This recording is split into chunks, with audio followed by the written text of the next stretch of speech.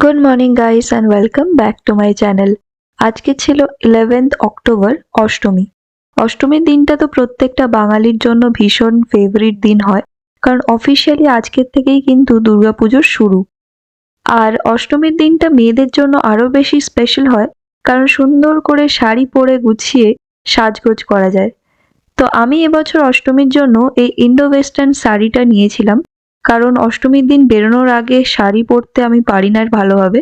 আর কোথায় মা পরাবে বা কাকে খুঁজবো সেরকম ভাবে যদি টাইম মতো না পরিয়ে উঠতে পারে, তো সেই জন্য আমি একটা ইন্ডো ওয়েস্টার্ন সারারা শাড়ি নিয়েছিলাম। আর এটা লিবাসের মিন্ত্রা থেকে আমি অর্ডার করেছিলাম। তো পরে সুন্দর করে সাজগোজ করে আমি আর ভাই সকাল সকাল বেরিয়ে পড়েছি। আর সবার ফার্স্টে আমরা বালিগঞ্জ স্টেশনে এসেছিলাম, ওখান থেকে অটো ধরে চলে এসেছি একডালিয়া এভারগ্রিন ক্লাবের প্যান্ডেলটা দেখবো বলে। একডালিয়াতে এবছর যে থিমে প্যান্ডেলটা হয়েছে সেটা হচ্ছে জগন্নাথ মন্দির। পুরীর যে জগন্নাথ মন্দিরে আমরা যাই সেই জগন্নাথ মন্দির, তবে মন্দিরের ভেতরটাও খুব সুন্দর করে আলাদা করে সাজানো। পুরীর মন্দিরের মতো ভেতরের মন্দিরের পার্টটা তো একদম মনে হচ্ছে না, তবে একটু অন্যরকম ভাবে তৈরি করা, ভীষণ ভালো লাগছিল কিন্তু। আর প্যান্ডেলের উপরে এই যে বড় ঝাড়বাতিটা, এটা আমার মনটা বেশ ভালোই কেড়েছে। ঠাকুরটা তো অসম্ভব সুন্দর করেছে, বেশ বড়র উপরে। আর এই যে ডিজাইনটা দেখছো প্যান্ডেলের মধ্যে, এগুলো না পুরোটা অনেকটা রাজস্থানের কাজের মতো লাগছে। রাজস্থানের যে কোনো মহলে যেরকম ডিজাইন হয় অনেকটা সেরকম লাগছে। একডালিয়া থেকে বেরিয়ে বাইরে দেখলাম এরকম একটা ইয়াররিংস এর স্টল বসেছে, তো আমি ওখান থেকে এই ইয়াররিংসটা নিয়েছিলাম। এটা 30 টাকা দাম নিয়েছিল। এরপর আমরা চলে যাব পরবর্তী প্যান্ডেলে, সেটা হচ্ছে Singhi park, Ekdalia evergreen club থেকে 4 মিনিটের ডিস্টেন্সে। তবে এতটা গরম, দেখতেই পাচ্ছ একটাই প্যান্ডেল দেখে মুখটা পুরো ঘেমে গিয়েছে। যাই হোক, চলে এসেছি আমরা সিংহি পার্কের প্যান্ডেলটা দেখবো বলে। সিংহি পার্কের বাইরে এই লাইটিং গুলো ভীষণ মনটা কেড়ে নিয়েছে আমার। রাত্রেবেলা আসলে বেশ ভালো লাগতো। নানান রকম খরগোশ, পেঙ্গুইন, বাঘ, ভাল্লুক, পেঁচা, বানর, ব্যাঙ, নানান রকমের লাইটিং কিন্তু এই বাইরে ছিল। রাত্রেবেলা কারা কারা সিংহি পার্ক গিয়েছো আর এই লাইটিং গুলো দেখেছো আমাকে অবশ্যই কমেন্টে একবার জানিও কিন্তু। চলে এসেছি আমরা সিংহি পার্কের প্যান্ডেলটা দেখবো বলে। এইরকম স্ট্রাকচারের প্যান্ডেল না এবছর আমরা প্রচুর দেখতে পেয়েছি। কিছুটা লোহার রড দিয়ে তৈরি, এরকম কাঠি দিয়ে তৈরি, নানান রকমের জিনিস দিয়ে। তো বেশ ভালো লাগছিল। এই ডিজাইনটা ঠিক কি ডিজাইন বলে আমার ঠিক জানা নেই, তো ভীষণ ভালো লাগছিল কিন্তু প্যান্ডেলটা। আর সিংহি পার্কের প্যান্ডেলটা তো একদম রাস্তার উপরে হয়, তো রাস্তার সামনেটাই যা স্ট্রাকচারটা, আর ভেতরটা দেখতে পাচ্ছ এরকম ভীষণ সুন্দর একটা বড় ঝাড়বাতি লাগানো। আর প্রতিমাটাও কিন্তু বেশ বড়। সিংহি পার্কের ঠাকুর প্রত্যেক বছর বড় হয়েই থাকে, আমরা সবাই জানি। একডালিয়া এভারগ্রিন, সিংহি পার্ক, এগুলো তো বিশেষত্ব কিছু ঠাকুর আছে যেগুলো বেশ বড় বড় করে থাকে। তো মোটামুটি রাস্তার উপরে যতটুকু ক্রিয়েটিভিটি দেখাতে পেরেছে ততটাই দেখিয়ে দিয়েছে। চলে যাচ্ছি এবার আমরা পরবর্তী প্যান্ডেলের দিকে, যেটা হচ্ছে হিন্দুস্তান ক্লাব। হিন্দুস্তান ক্লাবে যাওয়ার আগে রাস্তায় এই সুন্দর লাইটিং গুলো চোখে পড়লো। এগুলো রাত্রেবেলা যদি জ্বলতো কতটা সুন্দর লাগতো সেটা আর বলার বিষয় নয়। তবে আমরা সকালবেলা এসছি তাই লাইটিংটা সেভাবে আমরা উপভোগ করতে পারিনি। তবে লাইটিংটা না উপভোগ করতে পারলেও বেশ মজা করেছি কিন্তু। দিনের বেলাতেও এতটা ভিড় দেখেই হয়ে গেছে আমার। আর এই দেখো, সামনেই একটা রিক্সা স্ট্রাকচার বসানো, তার সামনে আবার দুখানা পা রাখা। কি যে বানানো আমি ঠিক বুঝে উঠতে পারলাম না, তবে প্যান্ডেলটা দেখে মনে হলো এটা একটা রিক্সা থিমের প্যান্ডেল। ছাদের দিকটা দেখতেই পাচ্ছ, উপরে রিক্সার যে পালটা হয় না উপরে, সেই স্ট্রাকচার গুলো বানানো। আর সাইডে এরকম সারি সারি রিক্সা লাগানো, ওরে বাপরে! এগুলো দেখে তো আমি চমকে গিয়েছি যে এতগুলো রিক্সা কোথায় দিয়ে পেলো, মানে এরকম লাগিয়ে রাখার জন্য। বেশ ভালো লাগছিল কিন্তু। চারিদিকটা রিক্সার বিভিন্ন রকম পার্টস দিয়ে ডেকোরেট করা। কোথাও আছে রিক্সার ওই হর্নটা, কোথাও আছে রিক্সার চাকা, কোথাও আছে রিক্সার পাল, রিক্সার স্ট্যান্ড, সমস্ত কিছু দিয়ে কিন্তু চারদিকটা সুন্দর করে ডেকোরেট করা। এটাই হচ্ছে ক্রিয়েটিভিটি। তোমরা কখনো ভাবতে পারবে যে রিক্সা থিম দিয়েও একটা পুরো এরকম প্যান্ডেল তৈরি হতে পারে? এটা হচ্ছে সেই রিক্সা থিমের প্যান্ডেল। এবার চলে এসেছি প্যান্ডেলের কাছে। দেখো, প্রতিমাটাও কিন্তু ভীষণ সুন্দর করেছে। পুরো রাস্তাটা ওরকম রিক্সার স্ট্রাকচার দিয়ে তৈরি, আর সামনে এসে এই প্রতিমা। উপরে রিক্সা দুটো দেখলে কেমন ভাবে ঝুলছে, দেখে আমার অনেকটা ভয়ই লাগছিল যে বাই চান্স যদি কখনো ওই রিক্সাটা খুলে পড়ে তাহলেই শেষ। এই প্যান্ডেল থেকে বেরোনোর পর রাস্তায় আরেকটা ওরকম সানসিল্কের ক্যাম্পিং হচ্ছিল, যেখান থেকে আমি 2টো সানসিল্কের সেরাম পেয়েছিলাম এবার। আর আমি এটা পেয়ে কিন্তু ভীষণ খুশি। লাস্ট টাইম তোমাদেরকে দেখিয়েছিলাম দমদম পার্কের ওখানে ঠাকুর দেখতে গিয়েও আমি কিন্তু এরকম একটা সেরাম পেয়েছিলাম। তো চলে যাচ্ছে এবার পরবর্তী প্যান্ডেলের দিকে, যেটা হচ্ছে হিন্দুস্থান পার্ক সার্বজনীনের প্যান্ডেলটা। এখানে হিন্দুস্থান ক্লাব আর হিন্দুস্থান পার্কের প্যান্ডেলটা 5 মিনিটের ডিস্টেন্সের মধ্যেই রয়েছে। মোটামুটি ঘুরতে ঘুরতে দেখছো বেলা পড়েই এসছে, আর রোদ্দুরটা কিন্তু এই সময় আরো তীক্ষ্ণ হয়ে আছে। আর এই রোদ্দুরের মধ্যেও কিন্তু ভীষণ ভিড়ই হয়েছে, কারণ আজকে অষ্টমী বলে কথা। অবশ্য এখন আর অষ্টমীতেই আর কে বা মানে, সবাই তো দেখছি দ্বিতীয়া তৃতীয়া থেকেই প্যান্ডেল দেখা শুরু করেছে। আমি নিজেও দ্বিতীয়া থেকেই দেখা শুরু করেছি, ভিডিও করব বলেও সেটা আর এক কারণে। তবে যাই হোক, দ্বিতীয়া থেকেই মোটামুটি দেখেছি ভালোই লোকজন কিন্তু বেরিয়েছে। ভিড়টা হয়নি তখন, তবে ভালোই লোকজন বেরিয়েছে। আশা করছি কিছু বছরের মধ্যে এমনও দিন আসবে যে সময় অষ্টমীর মতো ভিড় আমরা দ্বিতীয়া তৃতীয়ার দিনই দেখতে পাবো। অবশ্য কিছু কিছু জায়গায় সেটাই হয়, মহালয়ার দিন থেকেই শুরু করে সব ভিড় শুরু হয়ে যায়। বিশেষ করে কল্যাণীর দিকটায় কিন্তু এখন এই ভিড়টা খুবই বেশি হাইপ হয়ে গিয়েছে। যাই হোক, হিন্দুস্থান পার্কের এই ঠাকুরটাও কিন্তু ভীষণ সুন্দর করেছে। মা দুর্গা মাঝখানে, আর দুদিকে এরকম র্যাকের উপরে লক্ষ্মী সরস্বতী কার্তিক গণেশ বসানো। আর দেখো সাইড দিয়ে এরকম সিঁড়ির মতো একটা স্ট্রাকচার বানিয়েছে, বেশ ভালো লাগছে। নীল সাদা থিমের উপর দেবী মূর্তিটাকে দেখতে কিন্তু ভীষণ ভালোই লাগছিল। তো এই প্যান্ডেলটায় মোটামুটি বেশ অনেকটাক্ষণই আমরা সময় কাটিয়েছি।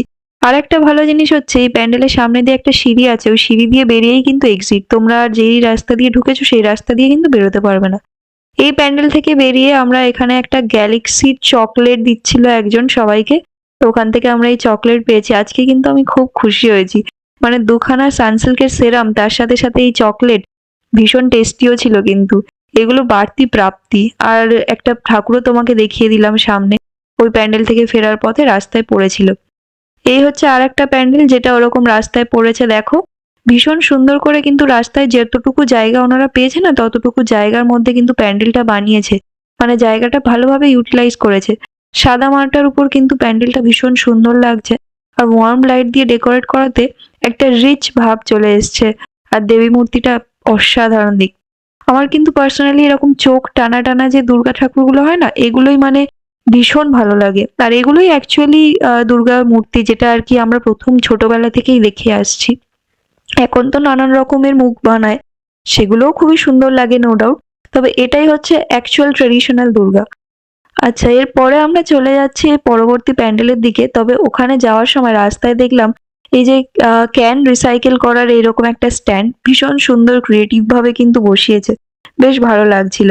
তো এবার আমরা চলে এসেছি সমাজসেবী সংঘতে। সমাজসেবী সংঘ প্যান্ডেলটা দেখবো বলে। এটা হচ্ছে বাইরের স্ট্রাকচারটা, দেখতেই পাচ্ছ স্ট্রাকচারটা বাইরে থেকে দেখে আমি খুব একটা ভালোভাবে বুঝতে পারিনি, একটু ইনকমপ্লিট লাগছিল। তবে যতটা কাছে যেতে গেলাম তখন দেখলাম যে একটা মাটির কিছু বাড়ির মতো একটা স্ট্রাকচার বানিয়েছে, এই যে দেখছো তার উপর আলপনা দেওয়া, বেশ ভালোই কিন্তু ভিড় হয়েছে। আর তোমরা কিন্তু একটা জিনিস খেয়াল করবে, যত রাত বাড়ছে ভিড়টা কিন্তু তত আরো বাড়ছে। মানে যখন আমরা সকালে এসেছিলাম তখন ভিড় ছিল, কিন্তু তার থেকে এখন যখন সন্ধ্যেটা হয়েছে না, এখন ভিড়টা আরো অনেক বেশি। আর এটা তোমরা জানোই, মানে দুর্গাপুজোর সময় মোস্টলি লোক বেরোয় লাইটিং দেখতে রাত্রেবেলা, তো সেই লাইটিং এর জন্যই এই সময় ভিড়টা কিন্তু অনেকটা বেশি হয়। আর সন্ধ্যের সময় থেকে রাত প্রায় 9টা 10টা অবধি একটা পিক টাইম চলে, তারপর মোটামুটি একটু ফাঁকা হলেও তারপর আবার মাঝরাত্রে অনেকে নাইট আউটে বেরোয়। তো যাই হোক, এই সময়টা কিন্তু ভীষণ ভিড় থাকে, আর ভিডিও নেওয়াটাও একটু চাপের হয়ে যায়। তবে যেরকম ভাবে পেরেছি ভিডিও নিয়েছি, তোমাদের সাথে শেয়ার করেছি। বেশ অনেক দিন হয়ে গেল, পুজোটা চলে গিয়েছে, কিন্তু এখনো যখন এডিট করছি না ভিডিওগুলো, সেই মনটা পুজোর জন্য টানছে। দেখো ওখান থেকে বেরিয়ে কার সাথে আবার দেখা হয়ে গেল। এবার আমরা চলে যাচ্ছি পরের প্যান্ডেলে, যেটা হচ্ছে বালিগঞ্জ কালচারাল অ্যাসোসিয়েশনের প্যান্ডেলটা। এটা সমাজসেবী প্যান্ডেল থেকে মাত্র 1 মিনিটের ডিস্টেন্সেই আছে, মানে কাছাকাছি। তবে রাস্তাগুলো পুজোর সময় ব্লক করে দিয়ে যেভাবে ঘোরায় না, ঘুরপাক খেতে খেতেই কিন্তু রাস্তাটা যেন অনেকটাই বড় রাস্তা বলে মনে হয়। আমাদের কাছে ছিল ভিআইপি পাস, তবে ভিআইপি লাইনের এন্ট্রিটা কোথায় সেটাই আমরা বুঝতে পারিনি। সব থেকে খারাপ এই বছর পুজোতে এটাই লেগেছে যে এখানকার যারা সিভিক ভলেন্টিয়ার যাদেরকে দাঁড় করানো হয়, তারা কিন্তু ঠিকঠাক গাইড করতে পারে না। তারা নিজেরাই জানে না যে কোন রাস্তা দিয়ে কিভাবে যেতে হয়। এদিকে তাড়াহুড়ো করার জন্য মানে মাথা খারাপ, কানের সামনে এসে ভুলভাল হর্ন বাজিয়ে দেবে, বাঁশি বাজিয়ে দেবে, মানে আলাদাই একটা করছে। কিন্তু এদিকে আমি যে জিজ্ঞেস করব তাদেরকে যে কোথায় রাস্তা, সেটা তারা ঠিকভাবে বলতে পারবে না। আর তার উপর কিছু জনের তো মেজাজ এমন চড়া করে রাখে যেন মনে হচ্ছে আমরা কি না কি তাদেরকে বলে ফেললাম। এবছর বহু মানুষদের চোখে মুখে আমি এই সিভিক ভলেন্টিয়ার্সদের প্রতি একটা রাগ দেখেছি। প্রত্যেকের মুখেই সে একই কমপ্লেন। যাই হোক, পাস থাকা সত্ত্বেও আমরা চলে এসেছি মেন লাইনে ঠাকুরটা দেখবো বলে। আর দেখতেই পাচ্ছ মেন লাইনে কতটা পরিমাণে ভিড়। প্যান্ডেলটা ভীষণ ক্রিয়েটিভ। দেবী মূর্তির ছবিটা আমি সামনে থেকে নিতে পারিনি, কারণ যে পরিমাণ ভিড় হয়েছে আমরা বাইরে থেকেই মোটামুটি দেখে সাইড থেকে বেরিয়ে এসেছি, মানে আর সামনে যেতে পারিনি। ওখান থেকে বেরিয়ে দেখলাম যে কোকা কোলার এখানে একটা ক্যাম্পিং চলছে, যেখানে একটা কিছু জিনিস মানে কিউআর কোড দিয়েছে, সেটাকে স্ক্যান করে এখানে একটা গেম খেলতে বলছিল। তো আমার ভাই তো জানো এইসব খেলাধুলোয় ভীষণ ওর ন্যাক, তো ও এখানে খেলবে বলল। তো 3টে বল দিয়েছে। খেলাটা হচ্ছে বলটা একটা ডিস্টেন্স থেকে তোমাদেরকে বালতির মধ্যে ফেলতে হবে। যেই বলে বালতিতে বলটা পড়বে, সেই বালতির মধ্যে যে প্রাইজটা আছে সেটাই কিন্তু তোমরা পাবে। তো আমার ভাইকেও 3টে বল দেওয়া হয়েছে, ও একটাই ফেলতে পেরেছে। তো দেখা যাক এবার ও কি পেলো। যেটা পেয়েছে সেটা না পাওয়ারই সমান।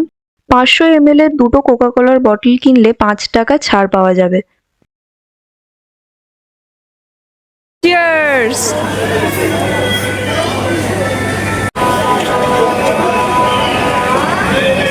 এটা কোথায় রাখো? এটা পকেটে রাখো দাদা। ছোটখাটোই হোক, তবে গিফট তো পেয়েছে, তো সেটা নিয়ে ওর উত্তেজনার শেষ নেই। একবার করে ব্যাগে রাখো, পকেটে রাখো, এইসবই করে যাচ্ছে। কোথায় গিয়ে যে ও কোকা কোলাটা কিনবে ভগবান জানে। এবছর পুজোয় আমরা কোকা কোলা খেয়েছি প্রচুর ঠিকই, তবে এই টোকেনটা ইউজ করিনি, কারণ কোন দোকানে টোকেনটা চলবে আর কোন দোকানে চলবে না সেটা আমাদের জানা ছিল না।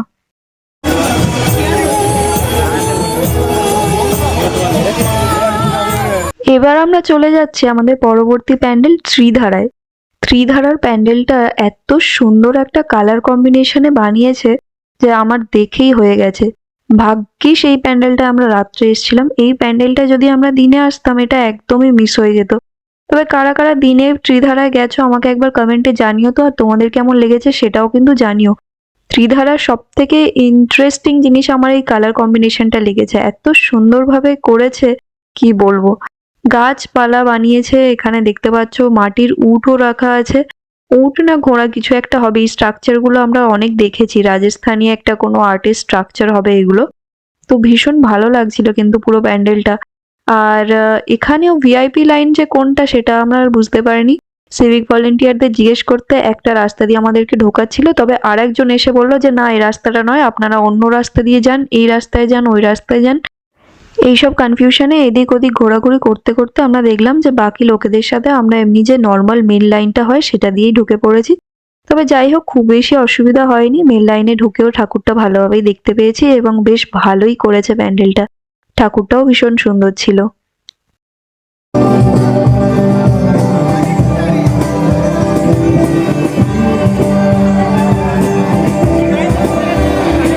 প্যান্ডেলের বাইরে এরকম একটা এমসি ডুয়েলস এর একটা এরকম ক্যাম্পিং মতো বসেছিল, যেখানে প্রচুর এসে এরকম গান গাইছিল এবং প্রচুর লোক দাঁড়িয়ে শুনছিল। আমরাও বেশ কিছুক্ষণ এখানে দাঁড়িয়ে গান টান শুনলাম, তবে গানটার বেশি দিলাম না এখানে, জানি না এইটুখানিতেই কপিরাইট চলে আসবে কিনা। কারণ আমার এবছর পুজোর প্রচুর মানে ম্যাক্সিমাম ভিডিওতে অ্যাকচুয়ালি কপিরাইট চলে এসছে। আর লাস্ট টাইম তোমাদের মনে আছে রাজস্থানের একটা প্যান্ডেল ছিল যেটা আমরা ষষ্ঠীর দিন সকালে ঘুরেছিলাম, ওখানে একজন যে গান গাইছিল রাজস্থানী গানটা, সেটা যে আমি অল্প একটা ক্লিপিং শেয়ার করেছিলাম তার জন্য কিন্তু কপিরাইট চলে এসছে।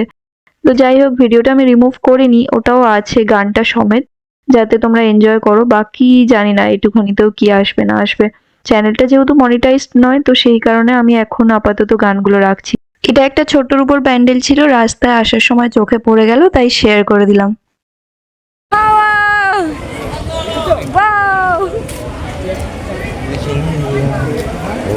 बारिश आएगी आज तो बारिश आएगी। প্যান্ডেলটা দেখে পরবর্তী প্যান্ডেলে যাওয়ার সময় হঠাৎ রাস্তায় একটা দমকা হাওয়া এসে গায়ে লাগলো। তাতে আমি ভাবলাম যে মনে হয় বৃষ্টি আসবে, তাই জন্য আগে একটু ঝড় হলো, সেই জন্য আমি আনন্দে একটু গান গাওয়া শুরু করে দিলাম, কারণ সকাল থেকে ভীষণ রোদ্দুরে রোদ্দুরে ঘুরছি। তবে আমার গান গাওয়া দেখে এরা দুজন যাভাবে রিয়াকশনটা দিল যেন মনে হচ্ছে রাস্তার কোনো একটা পাগলকে গান গাইতে দেখে ফেলেছে, তাই জন্য আর তাকে পাত্তা দিল না, মানে ফুল লেভেলে ইগনোর করে দিল। তো যাই হোক, আমিও ওদেরকে ফুল লেভেলে ইগনোর করতে করতে এখন চলে এসেছি দেশপ্রিয় পার্কের প্যান্ডেলটা দেখবো বলে। তো দেশপ্রিয় পার্কে এখানে আমাদের ভিআইপি এন্ট্রি ছিল, তো ভিআইপি লাইন দিয়ে আমরা ঢুকেছি।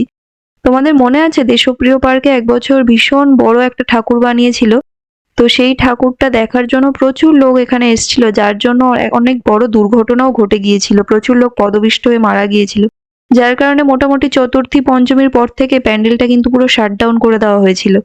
এবং তারপর থেকে দেশপ্রিয় প্যান্ডেলে কিন্তু ঢোকার লাইনটা বেশ জিগজ্যাগ জিগজ্যাগ করে দিয়েছিল। দেখো ওখানে মেন লাইন দিয়ে যে লোকরা আসছে ওটা কিন্তু জিগজ্যাগ জিগজ্যাগ করে মানে বাঁশ দিয়ে লাইনটা করা। সাইডে এটা একটা সুইগির স্ট্যান্ড মতো ছিল, তো এটাও বেশ ভালো লাগছিল কিন্তু দেখতে। আমরা যাচ্ছি ভিআইপি লাইন দিয়ে। তবে ভিআইপি লাইন দিয়ে যাওয়ার একটা ডিসঅ্যাডভান্টেজ এই প্যান্ডেলে এটা দেখলাম যে সামনের ভিউটা প্যান্ডেলের আমরা দেখতেই পেলাম না। সামনের ভিউটা শুধুমাত্র যারা মেন লাইন দিয়ে ঢুকছে তারাই দেখতে পাবে। আমরা সাইড দিয়ে জাস্ট প্যান্ডেলের ভেতরে ঢুকে পড়েছি। আর ঠাকুরটা দেখতেই পাচ্ছ, ঠাকুরটা অ্যাজ ইউজুয়াল ভীষণ সুন্দর। প্যান্ডেলের ভেতরের কাজটাও কিন্তু সেই আগের রাজস্থানী ডিজাইনের মতো, অনেকটা সেই হাওয়া মহলে যেরকম ডিজাইন ছিল না, সেই রকম টাইপেরই ডিজাইন, মানে রাজস্থানে যে কোনো ফোর্টে গেলে না এরকম টাইপের ডিজাইন দেখতে পাওয়া যায়। তো বেশ ভালোই লেগেছে। আর ওয়ার্ম লাইটস এর জন্য কিন্তু ভীষণ রিচ রিচ লাগছিল। তো এরপরে আমরা চলে এসেছি গিরিশ পার্ক মেট্রো স্টেশনে। দেশপ্রিয় পার্কের কাছ থেকে নিয়ারেস্ট মেট্রো স্টেশনটা ছিল কিন্তু কালীঘাট। কালীঘাট থেকে আমরা চলে এসেছি গিরিশ পার্কে। গিরিশ পার্কের মেট্রো স্টেশন থেকে বেরোতেই 6 মিনিটে রয়েছে আমাদের প্রথম প্যান্ডেল, যেটা হচ্ছে সিমলা ব্যায়াম সমিতি। আর লাইটটা দেখো ভীষণ সুন্দর করে কিন্তু পুরো রাস্তাটা লাইটিং এ সাজিয়েছে, অনেকটা সেই ক্রিসমাসে যেরকম পার্ক স্ট্রিট সাজায় না সেরকমই লাগছে। চলে এসেছি আমরা সিমলা ব্যায়াম সমিতির প্যান্ডেলের সামনে। সেরকম খুব একটা বেশি ভিড় ছিল না প্যান্ডেলটায়, তবে ভীষণ সুন্দর কিন্তু প্যান্ডেলটা বানিয়েছে, মানে সেই রাজস্থানের ফোর্টের মতোই লাগছে। আর লাইটিং গুলো আমার এখানে বেশ ভালো লেগেছে। আমরা এসেছি ভিআইপি লাইনে, তবে মেন লাইনেও সেরকম ভিড় ছিল না। ভিআইপি লাইনে আসার একটা সুবিধা যে এই লাইনটা কিন্তু একদম ঠাকুরের সামনে দিয়ে যাচ্ছে। আর ঠাকুরটা তো ভীষণ সুন্দর, মানে প্যান্ডেলটা তো ভালোই কিন্তু ঠাকুরটা আরো সুন্দর, মানে ঠাকুরটা ভীষণ বড় মতো বানিয়েছে। দেখতেই পাচ্ছ প্রত্যেকটা ঠাকুর কিন্তু বেশ ভালো লাগছিল। তো এটাই ছিল সিমলা ব্যায়াম সমিতির প্যান্ডেল। এখান থেকে এবার আমরা চলে যাব চালতা বাগান সার্বজনীনের প্যান্ডেলটা দেখতে। তবে তার আগে এখান থেকে বেরিয়ে আমরা এই দইওয়ালা বলে একটা মিষ্টির দোকান পেয়েছিলাম, সেখানে ঢুকেছিলাম। এটা বেশ বড় একটা মিষ্টির দোকান, এখানে নানান রকমের মিষ্টি আছে, তার সাথে সাথে আছে এখানে রাধাবল্লভী, তারপর ভেজিটেবল চপ, কাটলেট আর সিঙ্গারা, সমস্ত কিছু কিন্তু এখানে ভেজিটেরিয়ান আমার মনে হয়। তো যাই হোক, আমার ভাই একটা রাবড়ি নিয়েছিল আর আমি নিয়েছিলাম একটা ভেজিটেবল চপ, তার সাথে একটা চাটনিও দিয়েছিল। ভেজিটেবল চপটা সম্ভবত 15 টাকা দাম ছিল, মনে নেই। আর রাবড়িটা 43 মতো নিয়েছিল। তো ভীষণ গরম, একদম গরম গরম দিয়েছিল, খেতে কিন্তু ভীষণ ভালো ছিল। আর রাবড়িটাও ভাই খেয়ে বললো বেশ ফ্রেশ ছিল। রাবড়ি না, রসমালাই, রসমালাই অ্যাকচুয়ালি, সরি, রসমালাইটাও বেশ ফ্রেশ ছিল। আর চপটা তো খেতে খুব ভালো লেগেছে, আমার তো ভীষণ ভালো লেগেছে।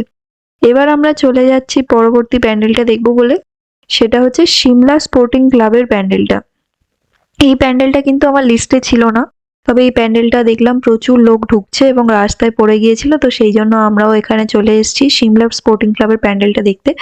এই যে প্যান্ডেলগুলো দেখছি না, এগুলো আমি পরের বছর লিস্ট করে রাখবো, যাতে পরের বছরের লিস্টে আমার এগুলো থাকে।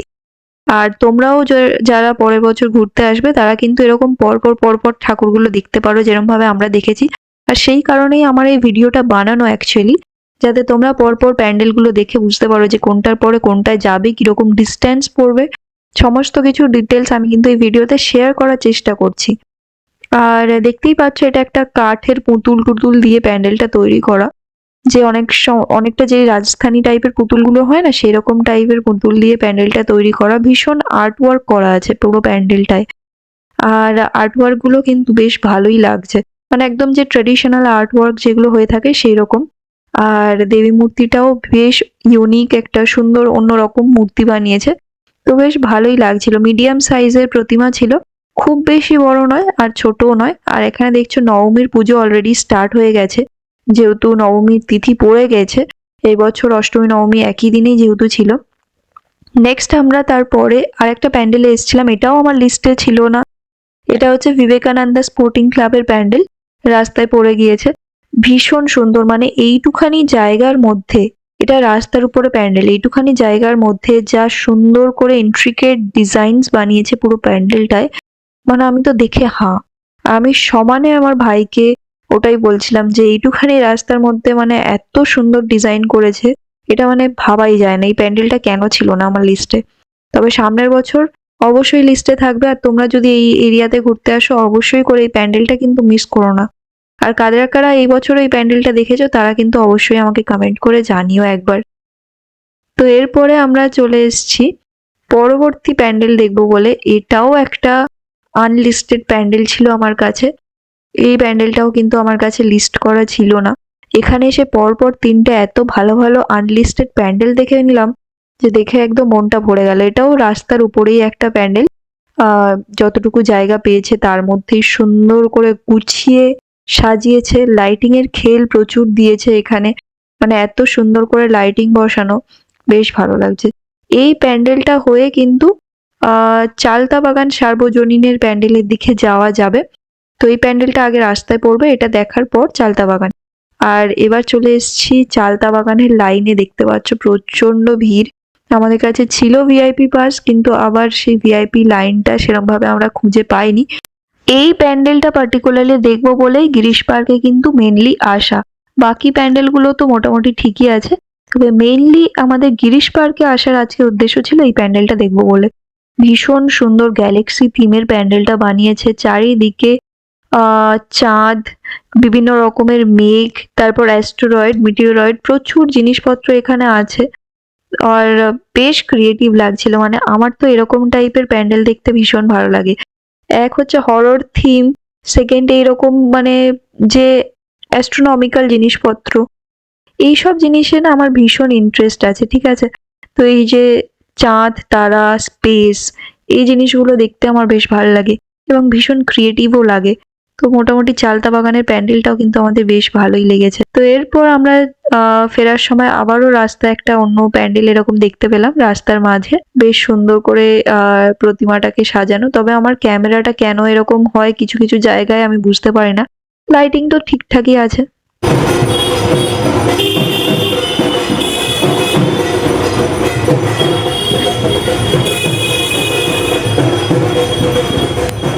বাগানের প্যান্ডেলটা দেখার পর এবার আমরা চলে এসেছি আবারও মেট্রো স্টেশনে। এখান থেকে আমরা যাব এবার যতীন দাস পার্ক মেট্রো স্টেশনে।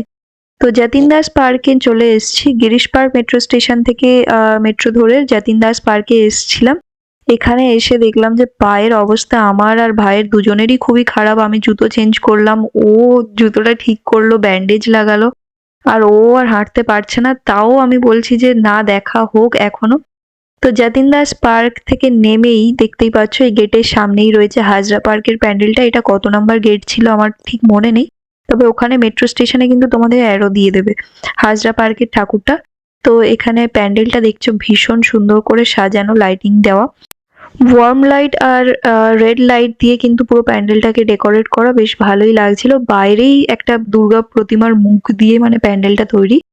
আর প্রতিমাটাও ভীষণ সুন্দর, দুর্গাটা বেশ বড়, লক্ষ্মী সরস্বতীটা তার থেকে অনেকটাই ছোট, কার্তিক গণেশটা একদম পুচকে পুচকে।